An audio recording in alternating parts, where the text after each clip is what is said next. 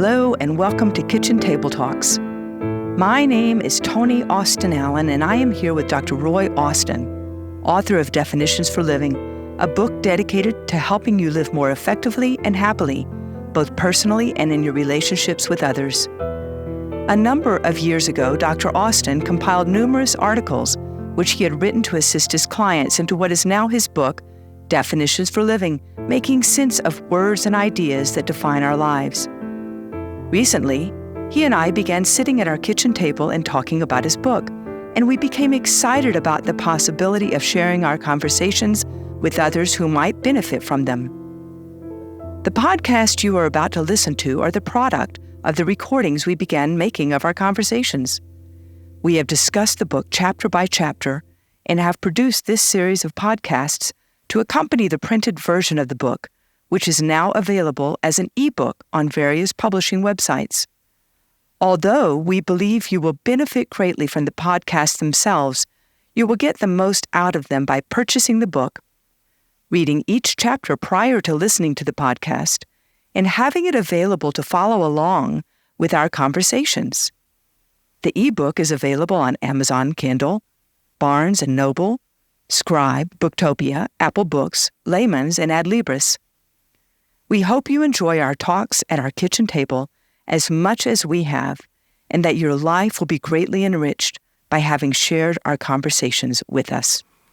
Okay, we're back and we're starting part B. I really just divided this chapter up on communication because there is so much here. So we're starting on the number 2, the second of this chapter, tell others the purpose of your message. And it seems like at this point, you're really getting down to the brass tacks, the skills, the tools. Yes, that's correct. The other is related to make sure that you're clear on what message you're trying to send and what your intentions are, what your outcomes are that you're wanting to accomplish. That's all internal stuff that to figure out inside your head. And then it transitions over into actually talking to the other person about those intentions and the message you're trying to send. It's astounding to me as I look at this paragraph. Do not assume that other people always understand why you are telling them something or doing something. I've never thought about this. Most people don't. Yeah, that I need to tell somebody why I'm saying something. Yeah, most people just have what's crudely known as diarrhea of the mouth, oral diarrhea. They're just spewing information without ever informing their listener of why they're sharing all this information. And so it gets really confusing to the listener just to be sitting there, and they're very often thinking inside their head, what's this person doing telling me all this stuff? What's the purpose of this? Where are they going with this? Because as a speaker, we don't think to bring our listener into the conversation right off from the beginning. We just start talking. Well, actually, I've been the recipient of that many, many, many times, as I'm sure most of us have. And I have been in that boat where I've kind of just been a body to receive whatever is coming out. And yeah, you're just a sounding board. Yeah, but I'll be honest with you, I myself have not put a lot of thought into, when I'm speaking with somebody, what am I saying this for? And I love that idea. Yeah. What are my intentions? Where am I going with this? And why am I telling this particular person this particular information? These are crucial questions that most people never even think to ask. That we're never taught to ask these questions of ourselves. And if we look at communication, this tool, as a real tool, like you were talking about the hammer earlier, it makes me excited about learning to hone this skill as you would sharpen a blade, so that I can really think about my words really have the potential to be very powerful, or to mean nothing at all, really. Yes, it's just white noise to a lot of people. So it's very important, particularly with crucial information that you're sharing, where you really do want the other person to be involved from the very beginning of the conversation and to connect with you. It's important to say something like, Susan, I want to share something with you, and the reason I want to share it with you is so that, and then you tell them what your intentions are and what, if anything, you want from them in the way of response. Or otherwise, they're just sitting there like a bump on the log, wondering what's going on here. Well, I notice it says in the second paragraph of number 2, first of all, you say, when you tell people something, remember to include what your purpose is for sharing the information with them. And here's the crucial part of this. They may wonder about your motives and become defensive if you do not indicate up front what they are. And I was telling you recently about, I taught piano for decades, and a lot of times parents would call me up and say, Tony, I need to talk to you about something. Yeah, there's always that little ding, ding, ding that goes on in your head when they start off like that. And I started, after enough of that kind of thing, my defenses would get up. I would get scared, because I was scared. Am I going to lose this student? Are they thinking bad things about my teaching? And you just don't know. Why are you talking to me? And all I needed was a purpose for the call. It would have solved so many issues for my internal stability there. Yeah, and we've all heard the stories or experienced it ourselves in the business world. Bosses are terrible about this. They'll walk by someone's desk and say, I need to see you in my office. Yes. The alarms go off. And that's a terrible way to try to communicate with people. It just sets them on edge and puts them on the defense right from the get-go. And that's not good communication skills. Well, you have even talked about something as simple as, you ask somebody, what are you doing this weekend? And that even can put you on the defensive. What are they wanting from me? Right. That's toward the last of that paragraph. It says the same is true when you ask questions. Tell them why you need the information. And a lot of times that's not even considered by the speaker. They just say, what are your plans this weekend? Well, that kind of an open-ended question just puts people on the defense, because the first thing they have going on in their head is, why do you want to know? This sounds like a setup to me. Instead of someone saying, hey, I'm having a party over at my house Friday night, and it's just going to be a half a dozen couples and some friends from out of town, and I'd love to have you join us if you can. It's going to be casual, and I was just wondering, what are you doing this weekend? Are you available to come?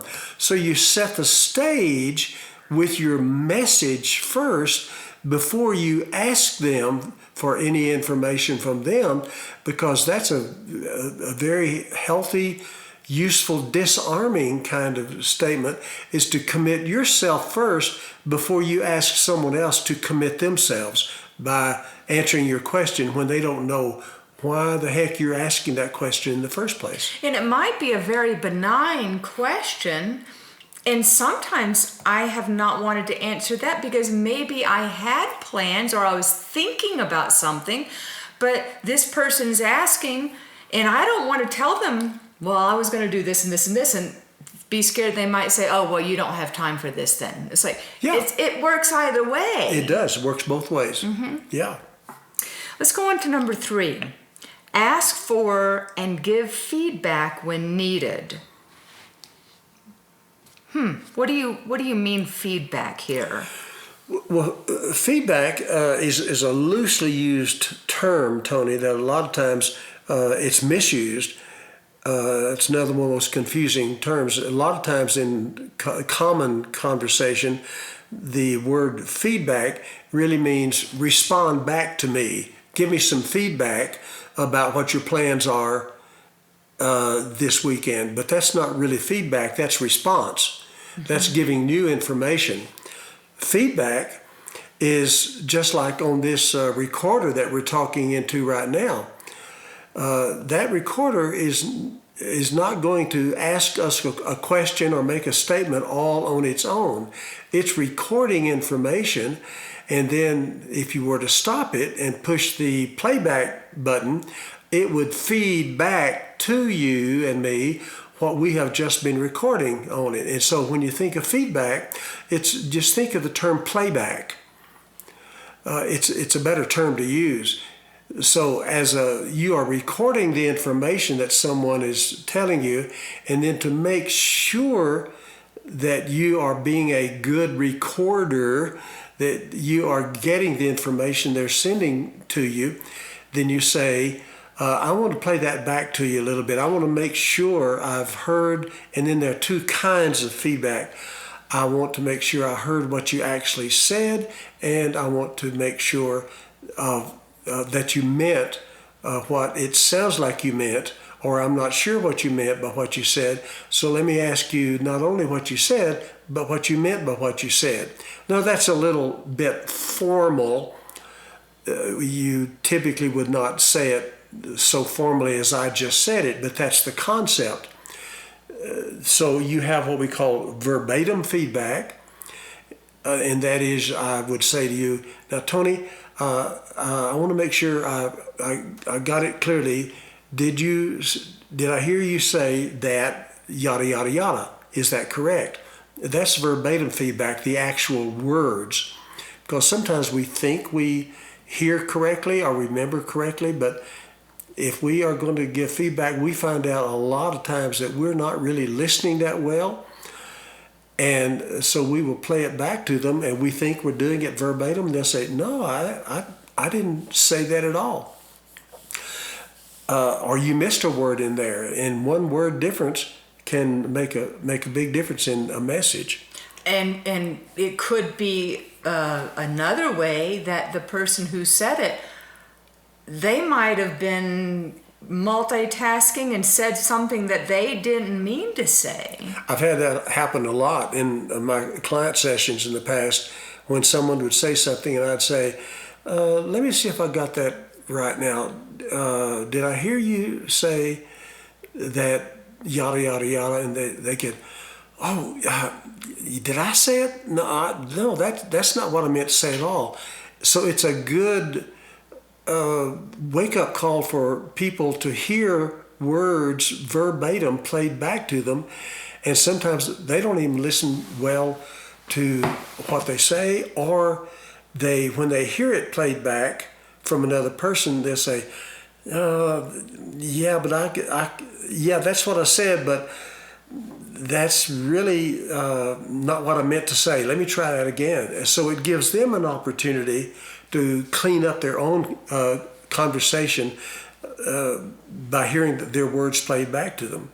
And how often we're listening, but not really active listening. We're usually thinking about, well, I heard a few key words here, and I'm going to respond to that. Boy, when they finish, I'm going to respond to that. and many times we, and I include myself in there, I'm already speaking before they finish because I have got to get my point in there. We're not really listening a lot of times. Right. And active listening is defined as strictly what we're talking about. If I know I'm going to play it back to you, I'm going to be a better listener. Mm-hmm. Because I want to get it right. And then the meaning feedback, go into that a little bit. and why that's important. It's very, very important because there's so many different ways that a statement can be interpreted, and we always give meaning to words and phrases and conversations, and it's the meaning that's the most important thing, not just the words themselves. So you always want to check out that as well if there's any possibility that it could be misinterpreted. I gave the idea earlier in another session about, would you please pass the pepper? Well, that's pretty clear. You don't actually say that. Did I hear you correctly say that you want the pepper? And did you really mean that? Did you really want me to pass the pepper? That gets kind of ridiculous if you do it all the times. But particularly on important things or something that's a little bit vague, it's helpful to say, I heard what you said there, Tony, but I was wondering, because I want to make sure that I get clear on what you're trying to communicate to me message-wise. When you said that, did you mean this or that? And the other person can say, yes, that's exactly what I meant. That was the message I wanted you to get out of it. Or they may say, oh, yeah, I could understand how you could have gotten that message, but that's not what I meant by that at all. Mm-hmm. So much miscommunication by getting defensive before you find out, or jumping to conclusions and going off in different directions. Yes. Yeah. Wow. That in itself would solve a whole lot of problems. I'm not trying to bring any particular religion into the discussion and to offend anyone by it, but there is a passage of scripture in the New Testament in the book of James that said, one of my favorite passages that says, be slow to speak, quick to listen, and slow to anger. And I have given talks on those three principles of good communication, and this points that out, is that you listen more than you speak, and then you play it back to them, and that prevents what you said a while ago. It prevents a lot of anger because of misinterpretation or assumptions. Wow. All right, number 4. Ask for and provide specifics. It says, let me just read the beginning of this to set a tone. The complexities of language allow for a great deal of ambiguity. When we communicate with others, we often use conceptual words and phrases which we assume our listeners understand clearly. We also use nonspecific nouns, verbs, and pronouns, thinking our audience knows exactly what we mean and about whom we are speaking. Oh boy, is that's so prevalent today with the way our language has become rather lazy. And, I was just reading an email just a second ago by somebody, and I was going, I'm not believing how this is written. It's just vague. It's not clear at all. Mm-hmm. I don't know what this is. I can't even get the right tone here.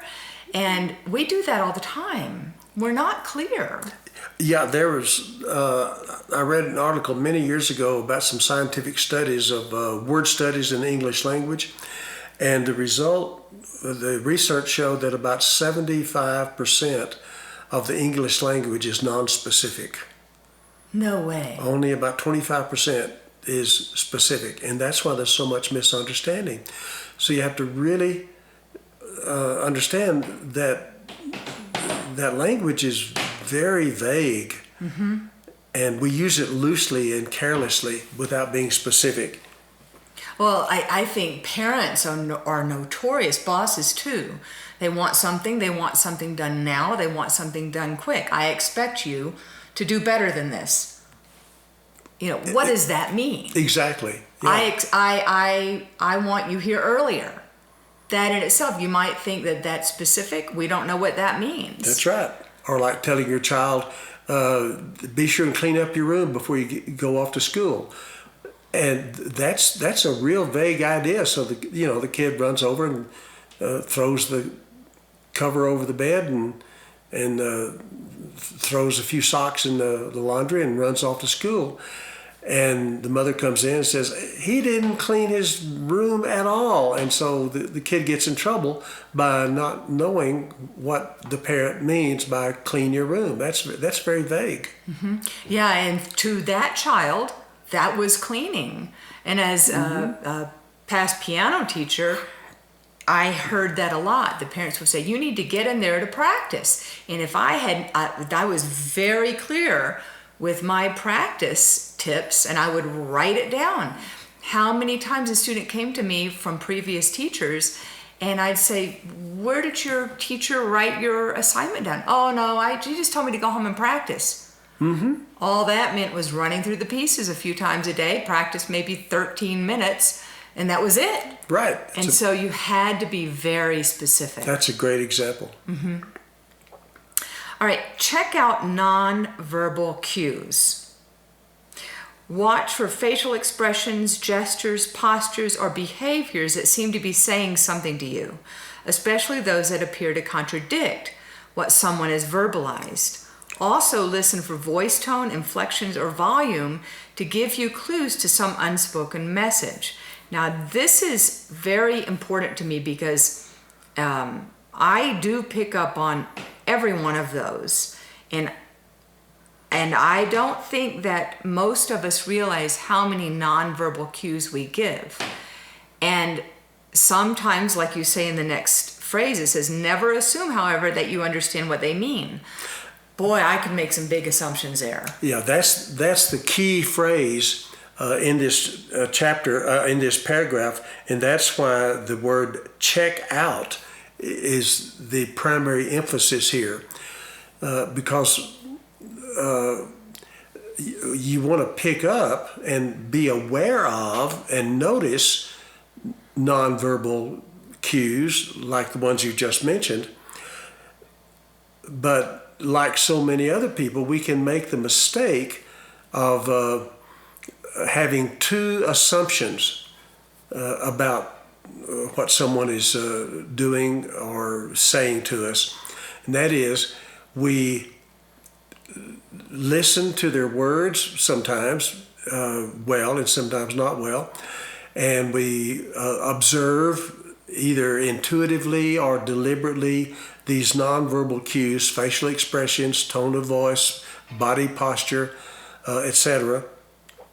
And then we assume what they mean. We've heard people do this so much.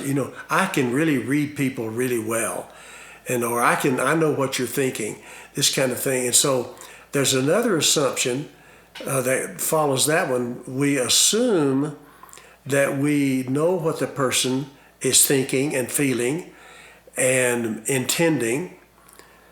And then we assume that our assumptions are correct. Wow. It's a double whammy. We make an assumption and then we assume that our assumptions are accurate.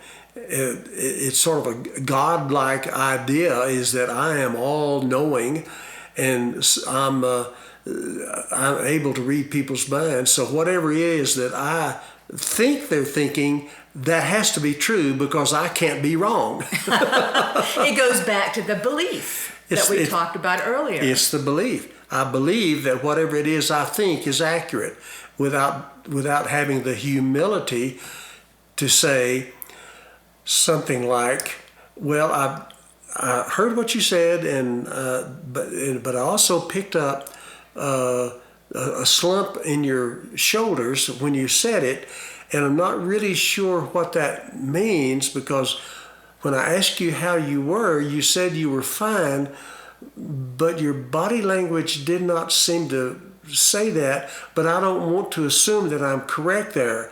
Could you tell me a little bit more about that? Are you really fine? Are you trying to tell me something else that I need to know about? So you don't assume that your assumptions are correct. You ask the other person. Wow.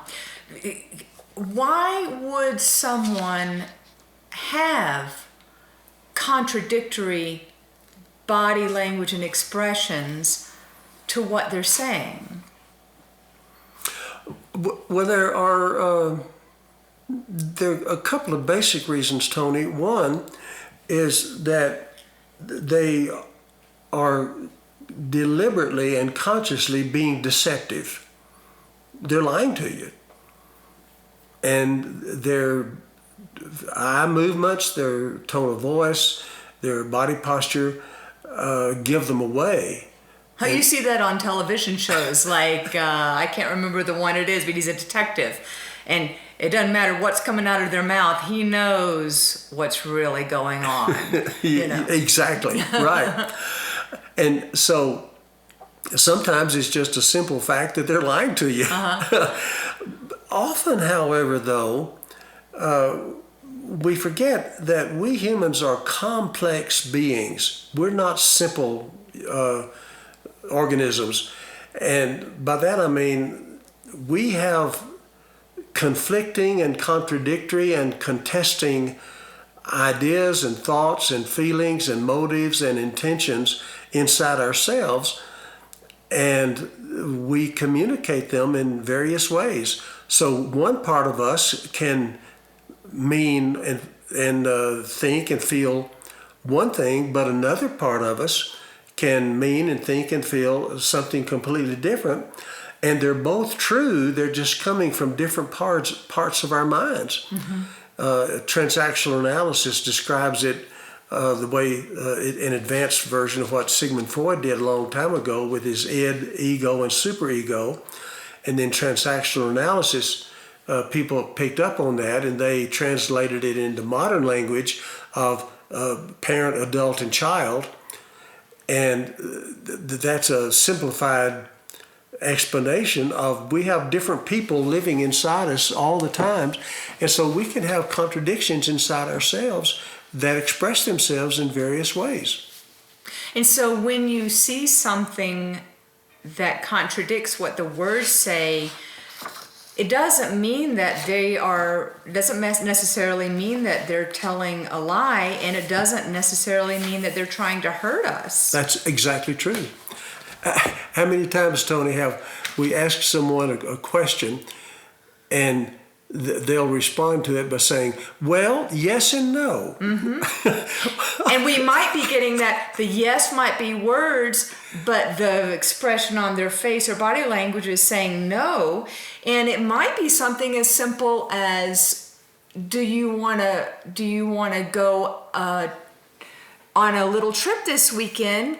And they might say yes, but their face is looking perplexed. And it might just be that they're trying to figure out how to find care for their children for the weekend. Exactly.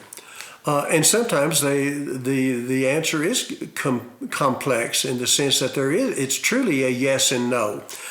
It's better to say, well, part of me wants to go on this weekend trip with you, but part of me really wants to stay home and just rest this weekend and veg out and do nothing.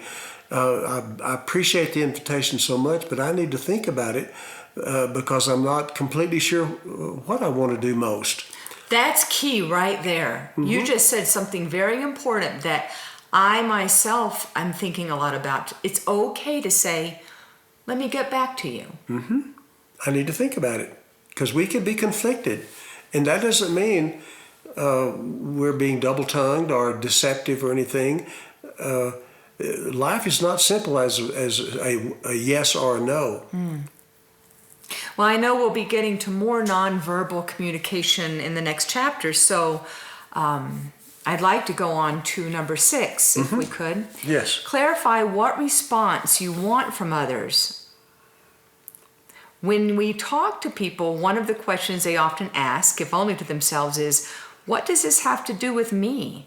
Your communication would be much clearer and more effective if you are able to tell others what response, if any, you want from them. Well, doesn't that sound like you're kind of scripting them?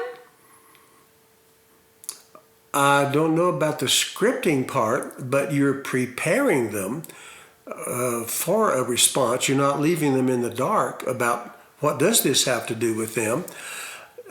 So good communication requires that you say, for instance, I am so frustrated. My boss just reamed me up one side and down the other, and I hadn't done anything wrong, but she blamed me for this and that. And I just need to vent for a while. I don't need you to solve a problem for me. I don't need any advice from you, but I just need to vent and get it out of my system for a while. Well, that's good communication. You're telling the other person how you want them to be involved in this conversation. It needs to be a two-way street, and your listener needs to know what part they play, if any. So you're not telling them what to say in response. You're just expressing, this is what I'm needing from you as a listener. Yes. Mm-hmm. Boy, that could clear up a whole lot right there, because sometimes I am listening to things and I get caught up. Okay, are they wanting advice? Or are they wanting me to do something? Or why are they telling me all this stuff? That's right. And telling them what you want from them is only a matter of respect for the other person, so that they don't sit there confused about, okay, where's this conversation going, and why are they telling me this? Because we just assume that people know what the purpose is, and they don't know.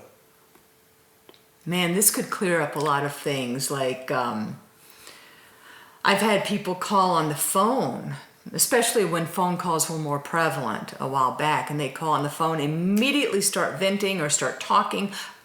And I might have had a student, or I might have been in the middle of something. And instead, do you have a few minutes of your time? I am needing somebody to listen. I've got a real problem. Would you mind doing that? And then if I were busy, I could say, I really want to do that for you. I need to finish up some work. But rarely did that happen. And also, it's important that if someone wants something from you other than just being a listener, not only do they need to check out if it is a good time for you or not, as a matter of simple respect, but they also need to say something like, and I need you to help me on how to solve this problem, so I could use your advice on this if you don't mind. So here again, you're telling them that you're wanting something from them. Or you may say, I don't need any advice from you, but I just need to talk to you for a few minutes. Mm-hmm. Yes, I really like that. Number 7, state what you want in action words. If you do want people to do something, this is perfect, state the precise behaviors you want from them.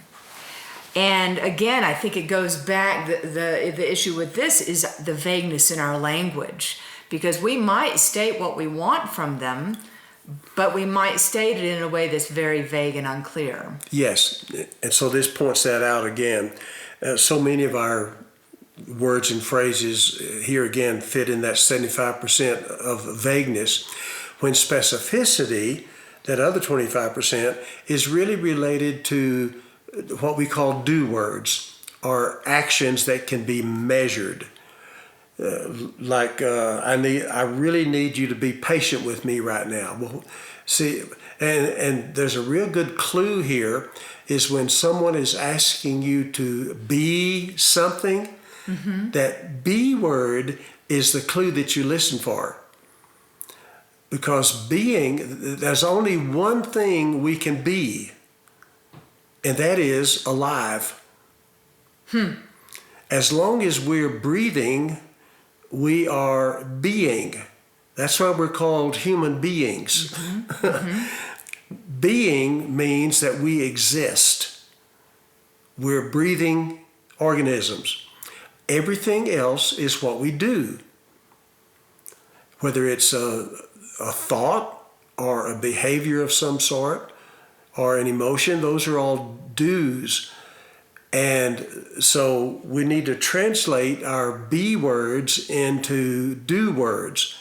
When you say, I need you to be patient with me, and then the magical clause in there that transitions from be words to do words, so that you're clear is the little magical phrase, and by that I mean.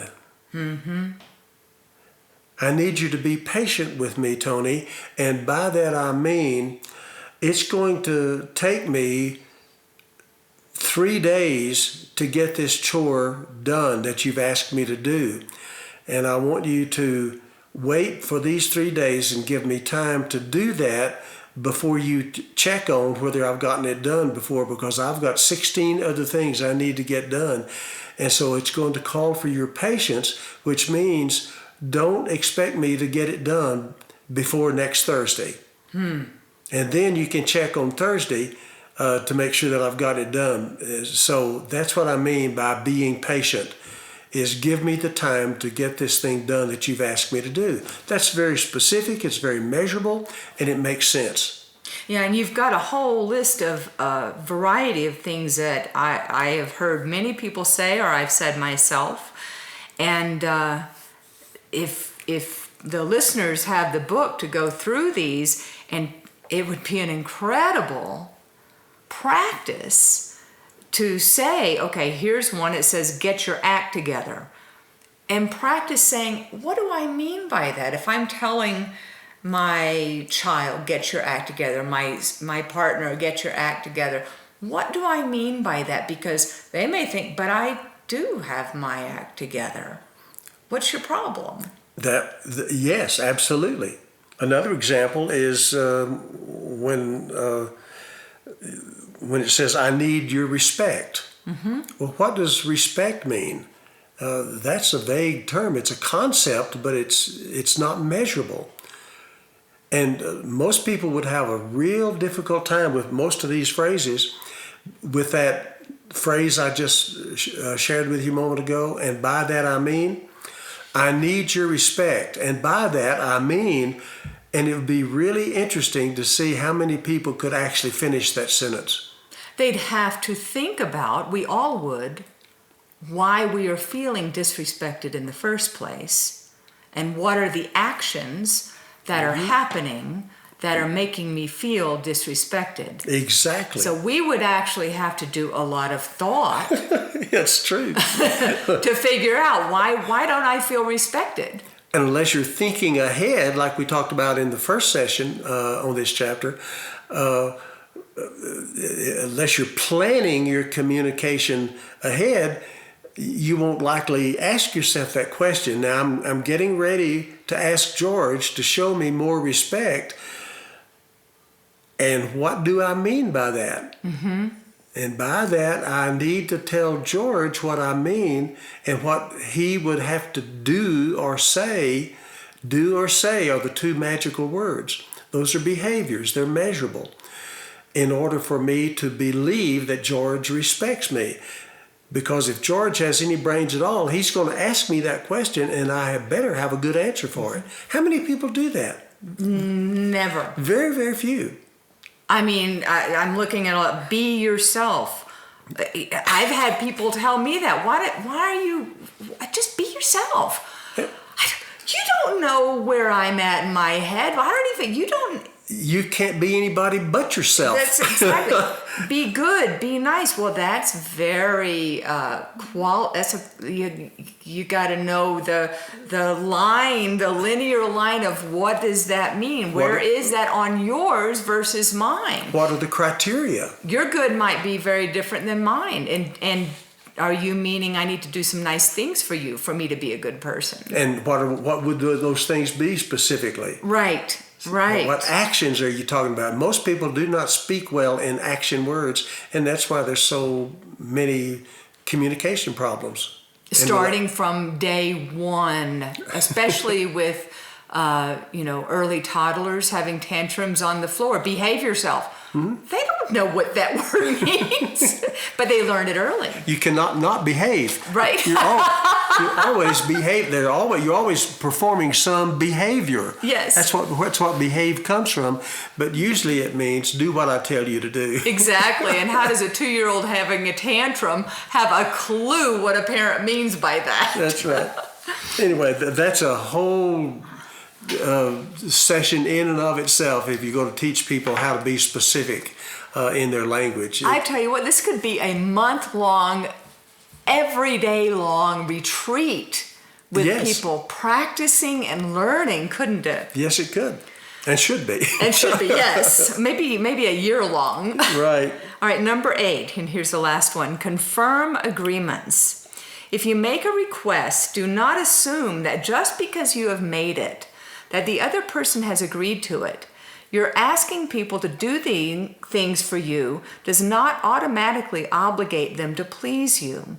People have the right to respond as they wish to any request you make of them, and never assume that silence is consent. And this goes back to the first chapter on acceptance. Yes, it does. In the sense that people are not here to automatically please us. We have the right to ask for what we want so long as we respect their right to say yes or no. And just because we ask someone to do something or tell them to do something does not mean that they are automatically obligated to do it. And so that's the 8th and very, very important ending of a conversation between two people. If there are agreements or requests or commands made, is that you confirm any agreements that the two of you have made, rather than assuming that I have a right to have what I want just because I've asked for it. That's that sense of entitlement that so many people have. If I want it, then I have a right to have it. And so I don't need to bother to confirm whether you're willing to do it or not. You're obligated to do it because I told you to. And if you're sitting there with somebody and they don't answer, you need to get an answer of some sort. It could be, am I correct on that? Like, yes, I can do that, or, no, I can't do that. Or, if you could be patient with me and give me about 3 or 4 days, I need to think about this. Mm-hmm. And allow that. Yes. Asking for a little time to think about it is not a no. Yeah, silence is not to be assumed to be consent. Get a verbal commitment from them. And even going beyond the example that you used, here again, this is getting a little picky, but it is important because it's often used in a manipulative way. When someone says, I can do that, that is not actually a commitment. No, it's not, is it? They're just stating a fact. I can do that. But it does not become a commitment unless you change the word can to the word will. The word will is the magic word. I will do that. Then they're on the hook. Mm-hmm. And a lot of people say, I can do that. And that's their way of getting off of the hook there a little bit. Because if someone comes back to them and say, I thought you said you were going to do it. I said, well, no, I told you I could do it, but I changed my mind on that.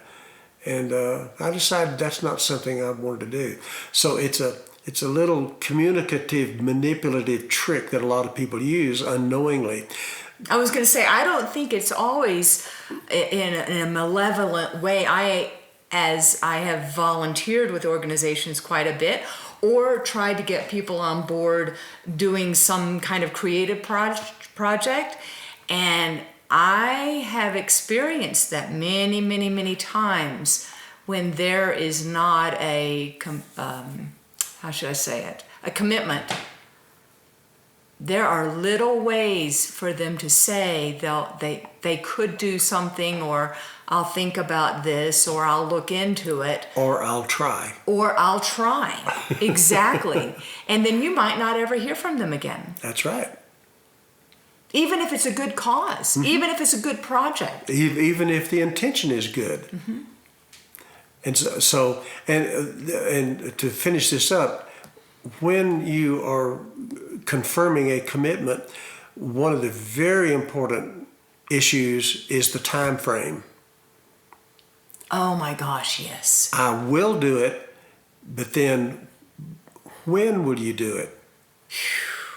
within which time frame so I can hold you accountable. If there's not a time frame to it, it's difficult to hold someone accountable to that. They'll say, well, I just haven't gotten around to it yet, but I still plan to do it. So that doesn't mean that they're falling down on their commitment. They just don't have a time frame to which they can be held accountable. And so that really causes a lot of power struggles there if you don't nail down the when as well as the will. And we who are reading this book and listening to this conversation, we can take the ball here. And so when we are asked to do something, not to leave it up to that other person, but we can say, you know, I am willing to do this, and I will have this to you by Monday. Yes.